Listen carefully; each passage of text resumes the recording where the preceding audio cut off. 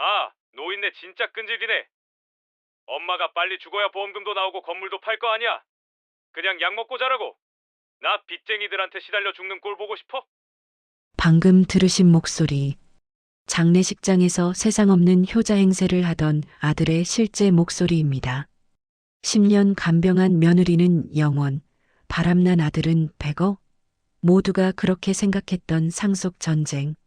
하지만 치매인 줄 알았던 시어머니가 남긴 소름 돋는 한 수가 모든 것을 뒤집었습니다. 폐륜 아들을 빈털터리로 만들고 며느리를 100억 자산가로 만든 낡은 폴더폰의 비밀. 법보다 무서운 엄마의 복수극, 지금 시작합니다. 비가 억수같이 쏟아지는 날이었습니다. 하늘에 구멍이라도 뚫린 듯 퍼붓는 장대비가 장례식장 지붕을 시끄럽게 때리고 있었습니다. 서울 강남의 한 대형 병원 장례식장, 가장 비싸다는 특실 302호 앞에는 근조 화환이 복도 끝까지 늘어서 있었습니다. 정재계 인사부터 유명 연예인의 이름까지 적힌 화환들이었지만 정작 빈소 안의 공기는 얼음장처럼 차가웠습니다. 돌아가신 분은 강남 요지의 빌딩, 두 채를 가지고 있던 칠순의 자산가, 철의 여인이라 불리던 김말순 여사였습니다. 조문객들은 하나같이 혀를 차며 수군거렸습니다. 아이고, 그 깐깐하고 독한 양반이 결국 갔네. 돈이 있으면 뭐해 가는 길에 자식 새끼 하나 제대로 된 놈이 없는데. 그래도 며느리 덕에 마지막은 편했지 뭐. 며느리가 보살이여, 보살. 사람들의 시선은 상주 자리에 서 있는 며느리 45살 이지은 씨에게 쏠렸습니다. 지은 씨는 검은 상복을 입고 파리한 얼굴로 조문객들에게 기계적으로 절을 하고 있었습니다. 사흘 밤낮을 한숨도 못 잔 눈은 퉁퉁 부어 있었고 가녀린 몸은 금방이라도 쓰러질 듯 위태로워 보였습니다. 그런데 이상한 점이 하나 있었습니다. 당연히 상주 완장을 차고 조문객을 맞아야 할 아들이 보이지 않는 겁니다. 김말순 여사의 하나뿐인 외아들 박동훈 씨는 어머니가 돌아가신 지 이틀이 지나도록 코빼기도 비치지 않고 있었습니다. 여러분은 혹시 피는 물보다 진하다는 말을 믿으십니까? 오늘 들려드릴 이야기는 그 피가 사실은 썩은 물보다 못할 수도 있다는 아주 뼈아픈 현실에 대한 이야기입니다. 평생 시어머니 똥오줌 받아내며 헌신한 며느리는 빈털터리가 되고 10년 넘게 밖으로 나돌며 딴 살림 차린 아들은 법대로 유산을 다 가져가는 이 기막힌 상황. 이게 과연 남의 일이기만 할까요? 오늘 이야기를 끝까지 들으신다면 여러분은 법보다 더 무서운 게 무엇인지, 그리고 진짜 자식의 도리가 무엇인지 가슴 서늘하게 깨닫게 되실 겁니다. 혹시 지금 재산 문제로 속 썩고 계신 분이 있다면 오늘 영상이 100억짜리 변호사보다 더 큰 해답을 드릴지도 모릅니다. 늦기 전에 구독과 좋아요 한번 꾹 눌러주시고 억울한 며느리 지은 씨의 사연 속으로 함께 들어가 보시죠. 다시 장례식장으로 돌아가 보겠습니다. 밤 10시가 넘어서야 장례식장 입구가 소란스러워졌습니다. 술 냄새를 풍기며 비틀거리며 들어오는 남자, 바로 고인의 아들 박동훈 씨였습니다. 그런데 혼자가 아니었습니다. 짙은 화장을 하고 명품 가방을 든 낯선 여자가 그의 팔짱을 끼고 있었습니다. 그 여자는 장례식장에 어울리지 않는 붉은색 립스틱을 바르고 껌을 짝짝 씹으며 주위를 두리번거렸습니다. 조문객들이 수군거기 시작했습니다. 저 사람 아들 아니야? 세상에, 지금 상간녀를 데리고 온 거야? 미쳤네, 미쳤어. 상복도 안 입고 등산복 차림이네. 아이고 망측해라. 지은 씨는 남편을 보자마자 입술을 꽉 깨물었습니다. 3년 만이었습니다. 집 나간 지 3년 만에 어머니 장례식장에, 그것도 상간녀를 데리고 나타난 겁니다. 피가 거꾸로 솟는다는 게 이런 기분일까요? 하지만 지은 씨는 차마 소리를 지를 수 없었습니다. 어머니 가시는 길을 시끄럽게 만들고 싶지 않았기 때문입니다. 동훈 씨는 어머니 영정 사진 앞에 대충 고개만 까딱하고는 곧바로 지은 씨에게 다가와 소리쳤습니다. 야, 너는 남편이 왔는데 쳐다보지도 않냐? 물이라도 떠와야 할 거 아니야. 그리고 어머니 통장 어디 뒀어? 도장이랑 집문서 내놔. 내가 상주니까 내가 관리해야지. 지은 씨는 기가 막혀서 말이 나오지 않았습니다. 어머니 시신이 아직 식지도 않았습니다. 염도하지 않은 상태였습니다. 그런데 오자마자 한다는 소리가 돈 내놓으라는 소리라니요. 지은 씨가 떨리는 목소리로 말했습니다. 당신 사람이니? 어머니 마지막 가시는 길이야. 향이라도 하나 피우고 절이라도 제대로 해. 그리고 저 여자는 뭐야? 당장 내보내. 그러자 옆에 있던 상간녀가 코웃음을 치며 끼어들었습니다. 아이고 형님, 예의는 무슨. 어차피 돌아가신 분은 말이 없잖아요. 저희 오빠가 상주인데 재산 파악부터 해야죠. 법적으로 오빠 거잖아요. 그리고 저 내보내라 마라 하지 마세요. 저도 이제 이 집안 식구 될 사람인데 인사드려야죠. 그 여자의 말 정말 밉상이긴 하지만 법적으로 따지면 틀린 말은 아니었습니다. 대한민국 민법상 배우자가 먼저 사망한 경우 자녀가 1순위 상속인이 됩니다. 며느리는요? 안타깝게도 상속권이 없습니다.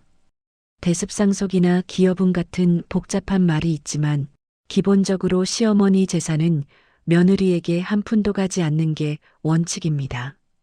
지은 씨가 지난 10년 동안 치매 걸린 시어머니를 모시고 똥기저귀를 하루에 10번씩 갈고 욕창 생길까봐 밤새 등을 주물러 드렸어도 법은 그 노력을 돈으로 계산해주지 않습니다. 반면 바람나서 집 나가고 도박으로 수억을 날린 아들은 단지 아들이라는 이유만으로 모든 유산을 가져갑니다.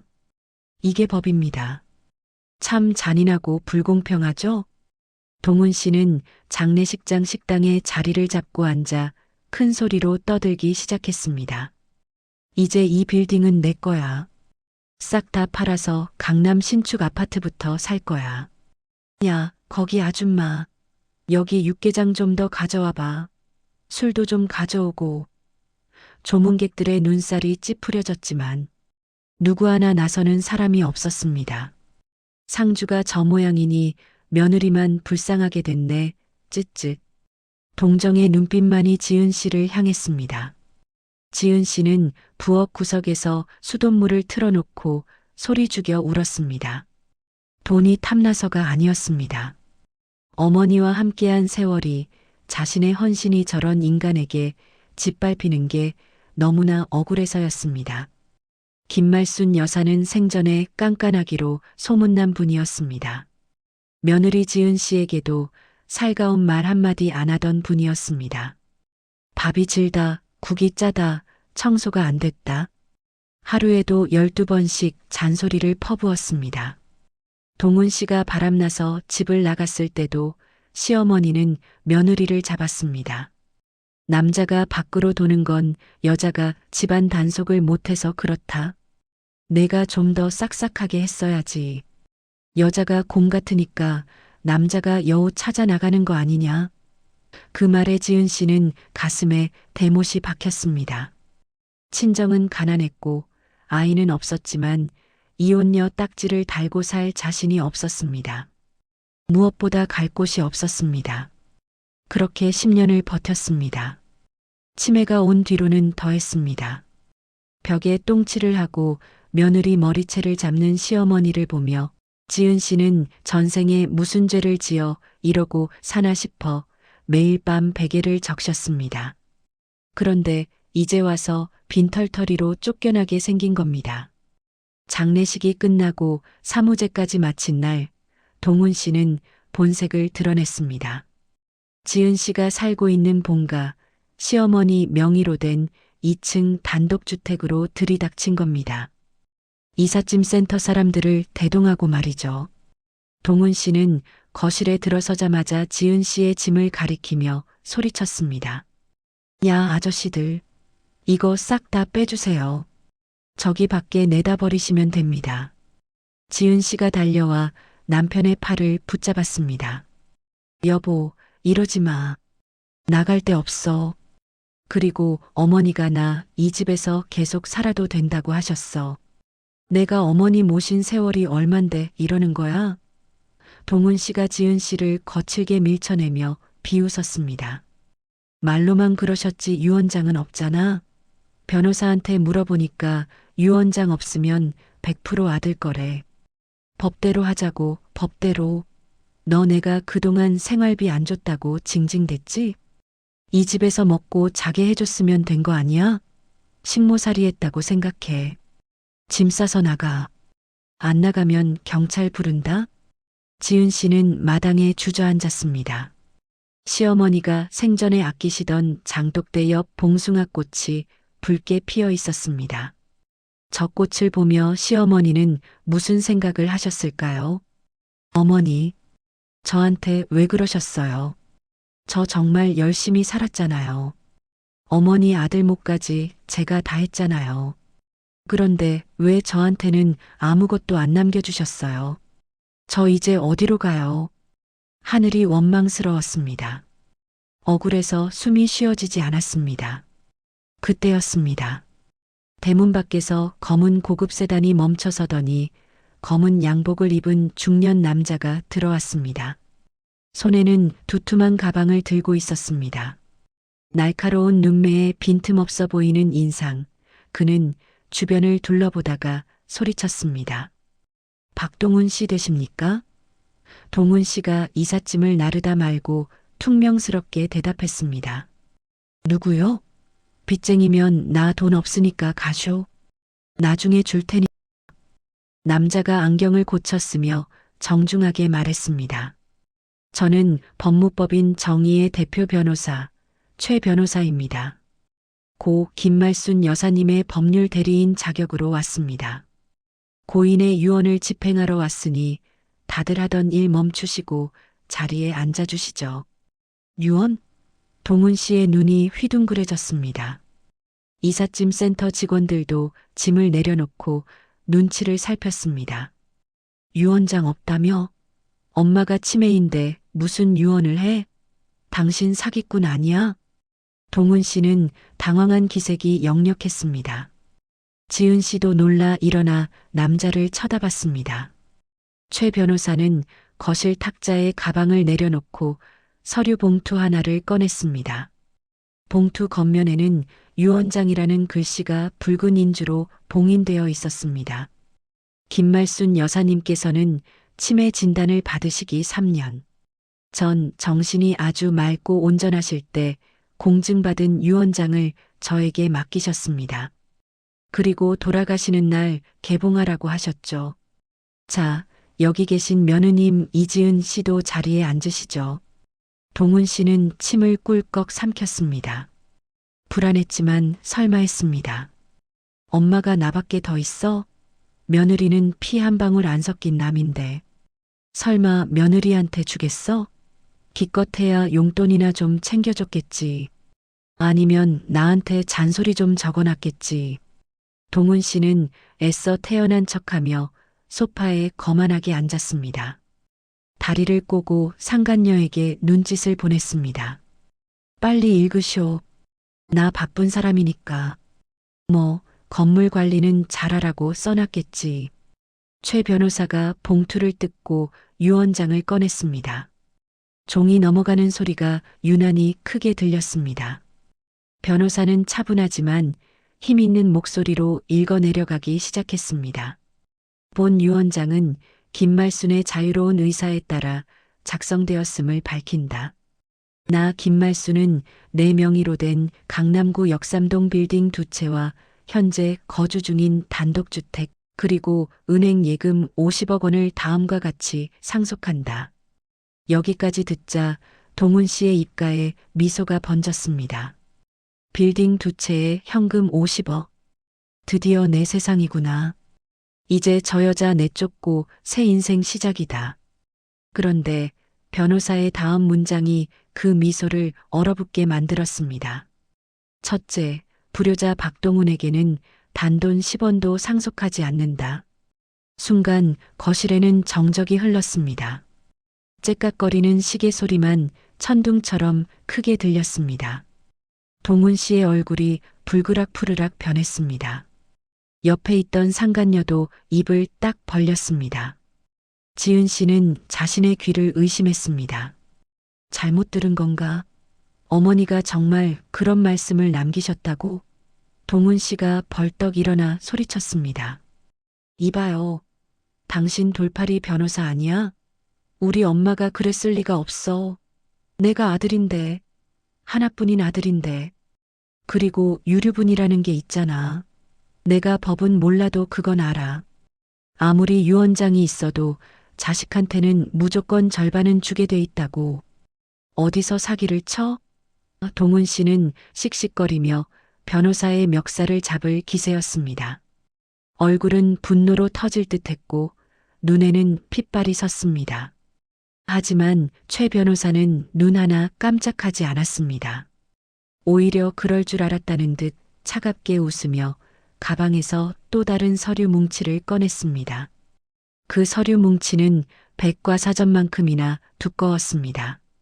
네, 박동훈 씨 말씀대로 대한민국 법에는 유류분이라는 제도가 있죠. 부모가 재산을 다 다른 사람에게 줘도 자식은 법정 상속분의 2분의 1을 강제로 청구할 수 있습니다. 김말순 여사님도 그걸 아주 잘 알고 계셨습니다. 그래서 이 서류를 10년 동안 준비하셨죠. 변호사가 서류를 탁자에 던지듯 내려놓았습니다. 서류 겉면에는 차용증 및 채무 확인서라고 적혀 있었습니다. 박동훈 씨 기억하십니까? 10년 전 사업한다고 어머니께 가져간 돈 5억. 7년 전 도박 빚 갚는다고 울고불고 매달려서 가져간 돈 3억. 그리고 3년 전 집 나가면서 저상간녀 명품 가방 사준다고 어머니 금고에서 몰래 훔쳐간 돈 2억. 김말순 여사님은 그 모든 돈을 증여가 아니라 대여금으로 처리해 두셨습니다. 여기 박동훈 씨 인감도장 찍힌 차용증 보이시죠? 동훈 씨의 눈이 튀어나올 듯 커졌습니다. 인감도장이 선명하게 찍혀 있었습니다. 아니, 이건 그때 엄마가 그냥 쓰라고. 도장 가져오라길래 그냥 찍어준 건데. 그냥 쓰라고 하셨지만 서류상으로는 명백히 빌려준 돈입니다. 그리고 이자, 약정까지 다 되어 있네요. 연 5%. 복리로 계산하면 현재 박동훈 씨가 어머니께 갚아야 할 빚이 원금 포함 약 15억입니다. 변호사는 계산기를 두드리며 말을 이었습니다. 박동훈 씨가 유류분으로 받을 수 있는 돈이 대략 15억 정도 되는데 어머니께 갚아야 할 빚이 15억입니다. 상계철이라고 하죠. 빚 갚고 나면 박동훈 씨가 받을 돈은 0원입니다. 아니, 오히려 세금 생각하면 마이너스네요. 상속 포기하시겠습니까? 아니면 15억 빚부터 갚고 소송하시겠습니까? 동훈 씨는 다리에 힘이 풀려 소파에 주저앉았습니다. 꿀먹은 벙어리가 되었습니다. 완벽한 함정이었습니다. 어머니는 치매인 척하면서도 아들의 폐륜을 하나하나 기록하고 증거를 남기고 법적으로 빠져나갈 구멍을 다 막아놓으셨던 겁니다. 옆에 있던 상간녀가 눈치를 보더니 슬금슬금 가방을 챙겨 현관 쪽으로 뒷걸음질 쳤습니다. 오빠, 나 급한 일이 있어서 먼저 갈게. 우리 엄마가 아프대. 아, 너 어디가? 같이 해결해야지. 동훈 씨가 소리쳤지만 상간녀는 뒤도 안 돌아보고 도망쳤습니다. 사랑? 돈 보고 붙은 여자에게 그런 게 있을 리 없죠. 최 변호사는 다시 유언장을 들고 읽었습니다. 지은 씨를 바라보는 그의 눈빛이 부드러워졌습니다. 둘째, 나의 모든 재산, 강남 빌딩 2채와 예금 50억, 그리고 현재 거주 중인 주택은 며느리 이지은에게 포괄 유증한다. 지은 씨는 숨이 멎는 것 같았습니다. 단 조건이 있다. 이지은은 내 유산을 받는 즉시 내 아들 박동훈과 이혼해야 한다. 그리고 박동훈에게는 위자료를 청구하지 않는 대신 그 어떤 재산 분할도 해주지 않는다. 이것이 내가 며느리에게 주는 마지막 선물이다. 지은 씨는 눈물이 왈칵 쏟아졌습니다. 어머니는 다 알고 계셨군요. 제가 껍데기뿐인 결혼 생활을 붙들고 끙끙 앓고 있다는 걸, 이혼하고 싶어도 돈이 없고 갈 곳이 없어 망설이고 있다는 걸 다 알고 계셨던 겁니다. 겉으로는 구박하고 잔소리하셨지만 속으로는 며느리의 해방을 위해 차근차근 준비하고 계셨던 겁니다. 셋째, 내가 죽고 나면 내 아들 박동훈은 며느리 이지은의 허락 없이는 내 집에 한 발자국도 들릴 수 없다. 만약 이를 어길 시 주거침입 및 퇴거 불응으로 고소하도록 조치해 두었다. 변호사는 유언장 낭독을 마치고 지은 씨에게 낡은 봉투 하나를 건넸습니다. 이지은 씨, 이건 회장님이 돌아가시기 전 정신이 잠깐 돌아왔을 때 며느님께 꼭 전해달라고 하신 육필 편지입니다. 그리고 이건 건물 등기 권리증입니다. 이제 이 집과 빌딩의 주인은 이지은 씨입니다. 지은 씨는 떨리는 손으로 편지를 받았습니다. 동훈 씨는 바닥을 치며 울부짖었습니다. 엄마가 어떻게 나한테 이래. 내가 아들인데, 핏줄인데, 저 여자가 꼬드긴 거야. 이건 무효야. 하지만 이미 늦었습니다. 썩은 동아줄인 줄 알았던 핏줄은 끊어졌고 피보다 진한 며느리의 눈물이 그 자리를 채웠습니다. 최 변호사가 동훈 씨에게 다가가 정중하게 하지만 얼음장처럼 차갑게 말했습니다. 박동훈 씨 들으셨죠? 지금 즉시 이 집에서 나가주십시오. 10분 내로 퇴거하지 않으시면 경찰을 부르겠습니다. 그리고 15억 빚에 대한 상환 소송도 곧 시작될 테니 변호사 선임해 두시는 게 좋을 겁니다. 물론 선임할 돈이 있으실지 모르겠지만요. 동훈 씨는 쫓겨나듯 집 밖으로 밀려났습니다. 비는 여전히 쏟아지고 있었고 대문 밖으로 내동댕이 쳐진 동훈 씨의 꼴은 처량하기 그지없었습니다. 10분 전까지만 해도 리모델링을 한 해 만에 큰 소리치던 그 위세는 빗물에 씻겨 내려갔습니다. 지은 씨는 텅 빈 거실에 홀로 남았습니다. 밖에는 빗소리, 안에는 고요함만이 감돌았습니다. 그녀는 어머니가 남긴 편지를 열었습니다. 삐뚤빼뚤한 글씨, 치매가 오기 전 떨리는 손을 부여잡고 썼을 어머니의 진심이 담겨 있었습니다. 아가, 지은아, 모진 시험이 만나 고생 많았다. 내 아들이 널 외롭게 해서 미안하다. 나는 널 며느리가 아니라 내 막내딸로 생각했다. 이 돈은 내 헌신에 대한 보상금이 아니라 내가 앞으로 살아갈 날들을 위한 날개다. 부디 그놈 버리고 내 인생 훨훨 날아올라라. 사랑한다, 내 딸아. 지은 씨는 편지를 가슴에 품고 오열했습니다. 꺼이꺼이 소리내어 울었습니다. 지난 10년의 서름이, 시어머니에 대한 그리움이, 그리고 알 수 없는 해방감이 뒤섞여 눈물이 되었습니다. 밖에서는 천둥이 쳤지만 지은 씨는 무섭지 않았습니다. 이제 그녀에게는 든든한 방패가, 그리고 어머니가 남겨준 날개가 생겼으니까요. 하지만 여러분, 이야기가 여기서 끝난다면 얼마나 좋겠습니까?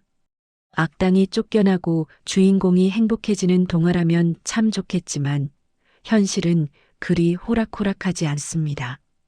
쫓겨난 박동훈 씨, 과연 이대로 물러설까요? 천만에요. 그는 지금 빗속에서 이를 갈고 있습니다. 가진 걸 다 뺏긴 짐승은 더 사나워지는 법입니다. 두고 봐. 내가 가만히 있을 것 같아? 내 돈 다 찾아올 거야. 엄마가 치매였던 걸 이용하면 돼. 그래, 그거야. 도끼 품은 아들의 반격, 그리고 그 뒤에 숨어 있는 더 큰 검은 그림자. 김말순 여사의 유언장에는 치명적인 약점이 하나 숨어 있었습니다. 동훈 씨가 찾아낸 그 약점은 과연 무엇일까요? 이제부터 진짜 전쟁이 시작됩니다. 며느리 지은 씨가 100억대 자산가로 거듭나는 과정, 그리고 돈 냄새를 맡고 몰려드는 하이에나들과의 피 튀기는 싸움. 법보다 무서운 엄마의 복수는 성공했지만 돈보다 더러운 인간의 욕망은 이제 막입을 벌리기 시작했습니다. 지은 씨는 과연 어머니가 물려준 이 날개를 지킬 수 있을까요? 아니면 욕망의 늪에 빠져 추락하게 될까요? 돈 앞에서 가족도 양심도 버리는 충격적인 현실. 그리고 그 속에서 피어나는 진정한 인간 승리의 드라마. 김말순 여사의 유언장이 불러온 피바람. 2부에서 본격적으로 휘몰아칩니다.